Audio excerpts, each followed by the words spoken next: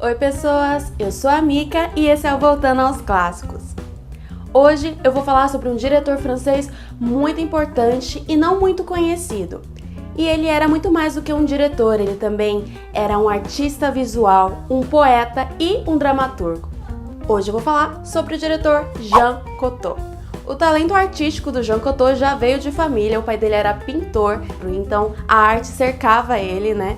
E quando ele cresceu, ele também teve todo esse ciclo de amizades com vários artistas, pintores, pessoas como, por exemplo, Pablo Picasso. Ele se voltou para o cinema porque viu a possibilidade de trazer a poesia para as telas. Ele achou que seria um meio muito interessante de se expressar, porque afinal uma coisa é falar e outra é mostrar. Então o cinema daria vida, né? Uma vida visual às suas palavras.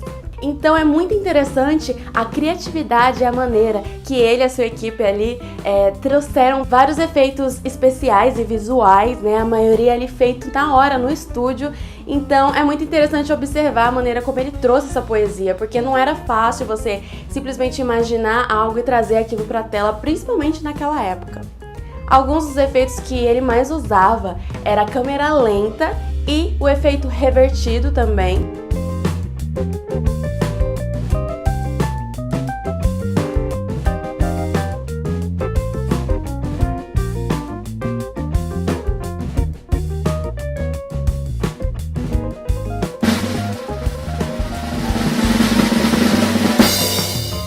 O seu primeiro filme foi Sangue de um Poeta, de 1932.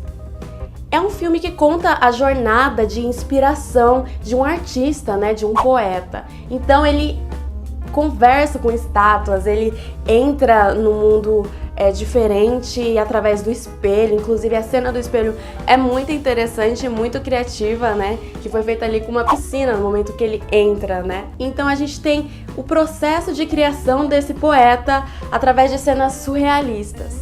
Nessa época, o Jean Cocteau estava começando no cinema e ele não entendia muito bem as técnicas utilizadas, né, para filmar, tanto que ele fala com frequência sobre os erros que ele acabou cometendo, mas que na verdade acabaram sendo interessantes, né, porque o fato dele não saber como as pessoas faziam aquilo de maneira típica, né, no cinema, os efeitos e movimentos de câmera e tudo, fez com que ele acabasse descobrindo novas maneiras e formas de fazer essas coisas.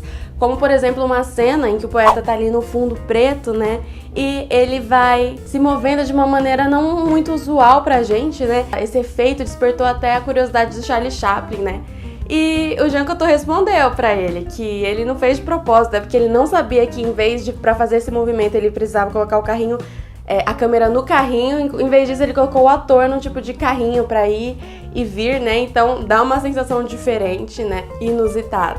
Hoje em dia, Sangue de Poeta é considerado o primeiro filme de uma trilogia, a trilogia de Orfeu. Os outros filmes é Orfeu, de 1950, e O Testamento de Orfeu, de 1960. No filme Orfeu, a gente tem uma versão atualizada, né, da mitologia do conto, né, de Orfeu. Nessa versão, ele é um poeta que acaba presenciando ali a morte de um poeta mais jovem ali, e a morte vem levar ele, e ele leva ele como uma testemunha ali, e nesse momento ele vai entrando assim num mundo diferente, um mundo que não é o mundo dos mortais, e ao mesmo tempo há uma confusão em relação ao tempo e tudo. E realmente é uma narrativa que, apesar de começar de uma maneira tradicional, né, ali uma historinha diferente do que a gente vê em Sangue de um Poeta, o filme ele acaba indo para uma maneira diferente.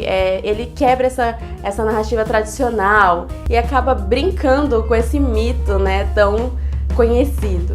Nesse filme também o espelho é muito importante e ele é a entrada, essa passagem para esse mundo sobrenatural, né? E nesse filme eles usam um truque diferente, né? Um efeito diferente para criar essas entradas no espelho. Um deles é o set duplo. Então ele dividia, né? Tinha 2 sets, o espelho ficava no meio desses sets e tinha 3 espelhos. A gente vê no filme que é um espelho de um lado, do outro e o do meio. O do meio era como se fosse uma porta, porque era só um vidro comum. Então, você via, às vezes, parecia o reflexo do personagem indo até o espelho, mas, na verdade, o outro set era exatamente igual. Então, ele vinha do outro set, dando essa impressão de estar refletindo, né? Mas, na verdade, era um outro set. O Testamento de Orfeu não só fecha nessa trilogia, mas ele é o último filme da carreira do diretor. Esse filme é muito interessante porque ele acaba sendo uma metalinguagem, de certa forma. É o diretor ali fazendo aquele filme, e inclusive ele estrela esse filme, né?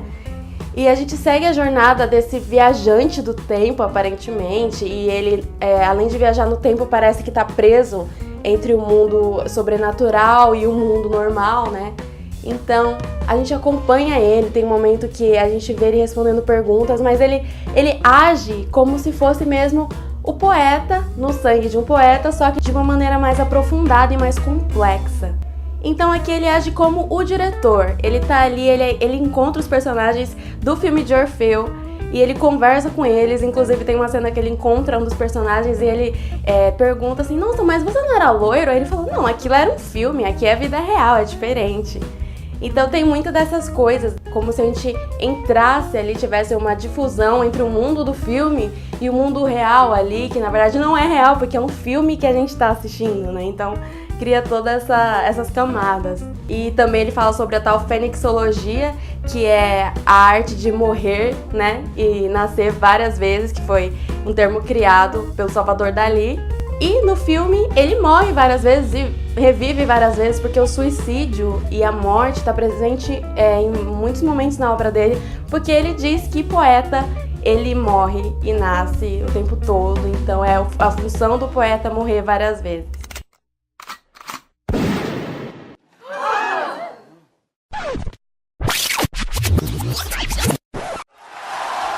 Outro filme interessante do Jean Cocteau é A Bela e a Fera, de 1946. Talvez seja o filme mais conhecido dele, foi o primeiro que eu vi dele, e é um filme espetacular. Conta a história que a gente já conhece, pai saindo nessa viagem, pegando essa rosa a pedido da Bela, né? E essa rosa é de um castelo, né? Que tem uma fera terrível, e essa fera quer em troca daquela rosa como castigo, né? A vida dele ou então uma das filhas dele. E é nessa história que a Bela acaba indo pro castelo. Surge aquela relação meio estranha, que ao mesmo tempo ela tem medo dele, mas ao mesmo tempo ela começa a gostar dele. Então é aquela história clássica, mas aqui ele traz de uma maneira tão bonita visualmente, tão diferente, principalmente pra gente que conhece as animações e os filmes tradicionais por aí, né? Eu acho muito interessante a maneira como ele faz esses criados mágicos da fera, são várias mãos, né? E rostos ali como se fossem estátuas que lembram um pouco em O Sangue de Poeta, por exemplo, as estátuas com aquele rosto, né? Eu amo a direção de arte desse filme, e uma coisa que eu acho muito interessante é principalmente os momentos que se passam no interior do castelo. É realmente um tipo de sonho onírico, tem um tipo de névoa, né, no castelo, que faz aquilo tudo parecer meio surreal, porque é mesmo bem surreal, né? Essa coisa desse castelo mágico, mas eu acho muito interessante a maneira como ele traz. E o Obras Primas do Cinema trouxe essa coleção maravilhosa que eu quero recomendar pra vocês, que é com esses 4 filmes, né, que eu falei dele hoje. Tem Sangue de um Poeta, A Bela e a Fera, Orfeu e O Testamento de Orfeu.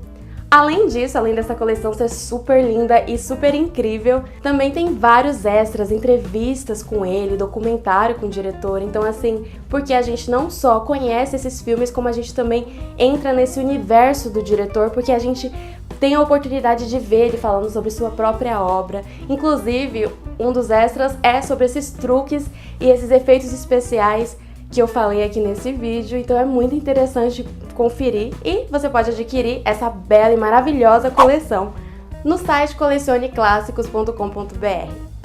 Bom, eu espero que vocês tenham gostado, não se esqueça de curtir esse vídeo, compartilhar com seus amigos e se inscrever aqui no canal se você ainda não for inscrito. Dá uma passada na descrição também para conhecer os nossos canais parceiros, tá bom, gente? Não esqueça de dar uma passada por lá também, que tem muita coisa boa. Obrigada, gente! Tchauzinho!